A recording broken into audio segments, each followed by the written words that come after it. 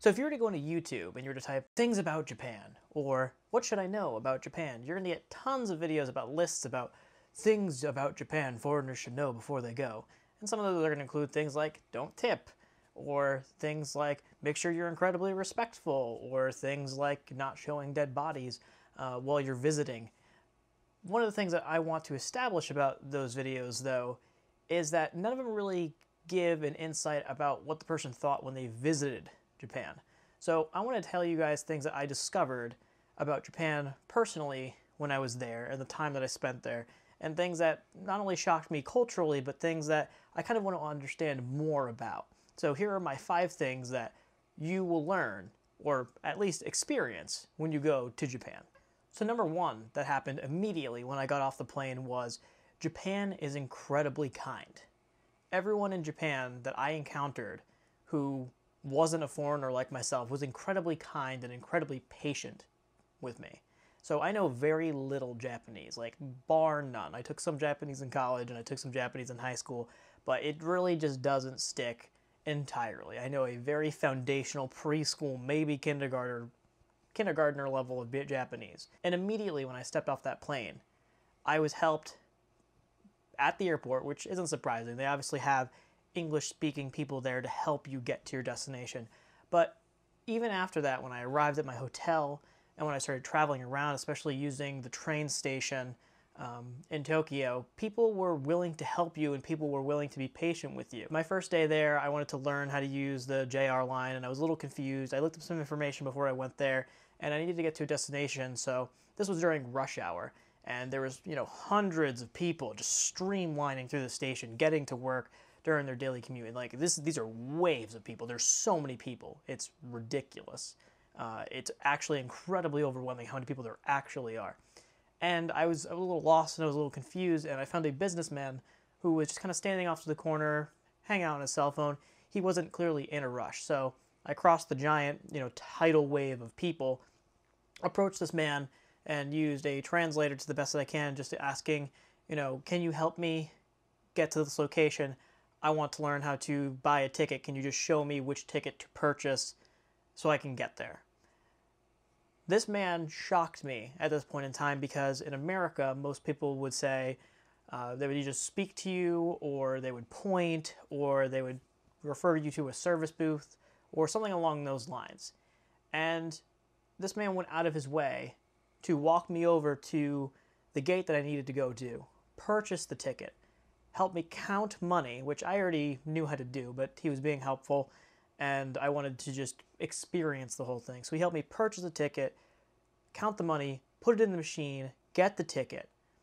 He then purchased his own ticket to where he was going, walked me through the station to my gate, turned around, and then went to his own platform to get to his own train.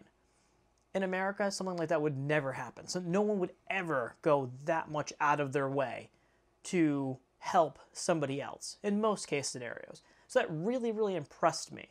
And it really left something with me as an experience of when I went to Japan. I mean, if I was to give I don't get me wrong, I'm guilty of it. If someone was visiting the state that I live in, usually you give them directions like, yeah, it's by, this local business. They don't know where this local business is. They know where like the nearest McDonald's or like the Dairy Queen, but you tell them to take a left at John's pawn shop. No one knows who John is. They're never going to get there. So the fact that this man took time out of his day and walked me to where I needed to go really struck a chord with me, and it really left a lasting impression. And it took him about 2 minutes of his life, and now it's going to stick with me forever, and really helped me solidify the feelings that I have towards this country and the kindness that people showed. Number 2. So one thing about Japan that people really don't grasp of how clean it actually is. It's stupidly clean. Now, if you've ever been to New York City, Tokyo is very similar to New York City in the way it runs, the way it feels, and the way it looks, with large cultural differences, but it still feels like a living, hustling and bustling city. Japan, with as many vending machines as they are, and how reliant they are on the subway system, is stupidly clean, like ridiculously clean. Don't get me wrong, people will leave trash on the side of the road and stack up boxes so the trash truck can come pick it up. But you don't just see trash rolling in the streets or gutters filled with trash, or even in the subway where, cartons or junk are just strewn throughout the tracks or on the side. Even all the buildings and facilities and everything are spotless, totally clean. If you drop something on the subway train floor, you could pick it up and eat it. It's stupidly clean, ridiculously clean. There wasn't one place where I went to where I was like, oh, this is dirty, I don't want to touch this, or oh, let's get out of here, it's kind of grimy. Never experienced that in Japan. The cleanliness is outstanding. Restaurants, spotless. Not a crumb in sight. It's actually absurd. It's incredibly impressive. Number 3. So, number 3 is really unique because everyone in Japan is extremely prideful. And I'm not saying that in the sense where, Japan is super into the whole respect thing, which they are, but what I'm getting at is they take pride in everything they do. It doesn't matter if they're working at the train station, it doesn't matter if they're working at a restaurant, it doesn't matter if they're working at a hotel. Everyone seems happy, cheery, helpful, and everyone seems like they genuinely want to give you the best service they possibly can without any hesitation. And this is where the tipping culture comes in, where it's not, in Japan it's not polite to tip, or they won't know what to do with the tip because they're trying their best to do the best they can at their job, and that to them is worth the value of what they do. When you go into restaurants or you go into stores and you try to speak Japanese, people who are there are incredibly patient because they like the fact that you're trying to interact with them and interact with their own culture. So if you're taking the time to order something in Japanese or ask a question in Japanese or purchase something in Japanese and trying to have a conversation with them back and forth, they're incredibly patient with you and they interact with you and try to help you along the way because you can genuinely see they care that you care. So the more that you show that you have pride with what they do, don't get me wrong, they're going to keep being as prideful as they possibly can be, but it makes the experience a lot more genuine and a lot more interactive on a personal level. And I really like that. There was a small ramen shop that I went to in Ueno when I got off the train, and I went there the first day, and then I went back the second day, and then I think I went back on the last day that I was there. And the lady was incredibly patient with me. The lady recognized me every single day and greeted me like as a foreigner, as a joke, because she knew I was coming back. And you just joke around and have fun with the locals, and it's a great time. And I really have respect for the pride that they put in their work. And it's something to go just to experience that, just to see how people work differently than America. People go to fast food restaurants, the workers don't want to be there most of the time. They don't really care. They're kind of just there shrugging along, doing their daily routine, doing their daily job so they can get out of there. In Japan, it's a lot different. They feel like they genuinely want to be there because they take pride in their work. And I feel like that's something that America is currently lacking, is that pride of what you do and what you want to be or how you want to present yourself to other people. And to me, that really helps synergize with the rest of the imagery that I have with the country. And it makes me happy. Now, number 4 is kind of wishy-washy, I'd say. Some people will tell you that Japan is incredibly expensive, especially Tokyo. Every single one of those videos that I looked up about things foreigners need to look at before they go to Japan, they all said some way or another that Japan was an expensive place. I don't live in like California or like a super glitzy area, so I'm talking from like a mid-level income idea of the place, but I found Japan to be, especially Tokyo, incredibly inexpensive. I found it to be incredibly affordable. Even for like touristy areas, I found it to be incredibly inexpensive. The most expensive thing I got there was the Wagyu beef. And that, in general, was kind of like my splurge meal. And I think I paid $65 for a plate for 2 people of A5 Wagyu beef. And I thought, for a realistic price, for one of the best meats and the most expensive meats in the entire world, $65 for 2 people is pretty damn good. I mean, I ate the whole plate for 2 people by myself, but if you brought 2 people out to a steak dinner in America, it would cost you roughly the same amount of money. And actually, here's a really good example.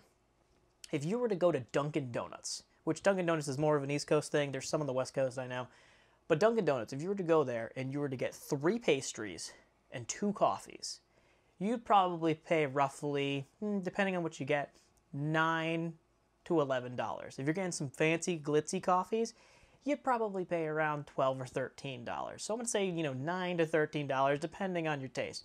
I mean, you spend that at Starbucks and with just a pastry and a coffee. In Japan, 3 pastries and 2 coffees used to cost me around 350 yen, which is roughly $3.25 American for 3 pastries and 2 coffees in Tokyo. That's extremely inexpensive.